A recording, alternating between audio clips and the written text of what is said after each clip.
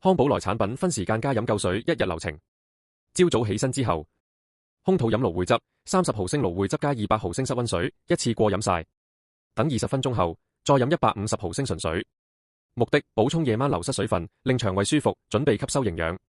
早餐代餐奶昔。奶昔2匙營養蛋白素加1匙佳能蛋白粉加250毫升水斜線脫脂奶。同時或上晝飲瓜拉拿茶，提神飽腹。呢杯就係你嘅早餐。上晝時間，每半至1個鐘飲100-150ml 純水，全個上晝約300-400ml 水。瓜拉拿茶可以沖多1次。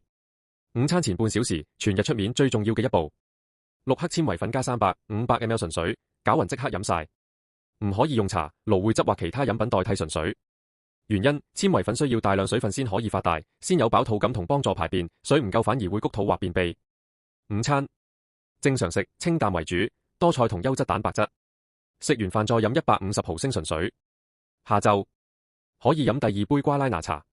飲完茶要即刻補150毫升純水，因為茶有咖啡因、利尿，唔補水會越飲越口乾。每個鐘頭大約飲150毫升純水。晚餐代餐奶昔。晚餐前半小時先飲150毫升純水，等個胃有少少飽肚感。再沖奶昔，2匙營養蛋白素加1匙佳能蛋白粉加250毫升水斜線脫脂奶。晚餐後臨瞓前3-4個鐘唔好再食嘢。臨瞓前1個鐘，真係好口渴最多飲100毫升純水。最好唔飲，以免半夜起身去廁所影響睡眠質素。全日總水分連奶昔、茶、湯2000-2500ml 最理想。每次飲水150-250ml，唔好一次過多過500毫升。原因，一次太多身體吸收唔到，只會變尿排出，增加腎臟負擔。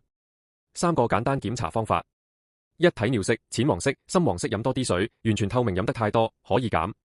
2. 纖維粉嗰杯一定要用純水，冇得傾。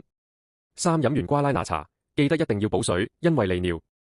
最後提你，每個人體質唔同，最好問返你嘅香港康寶萊健康教練。堅持先有效，跟住時間表做，分好時段，飲夠水，先發揮到最大作用。記得點讚、追蹤、分享給想控制體重的朋友。想了解更多，歡迎 WhatsApp 我或瀏覽 YouTube 頻道。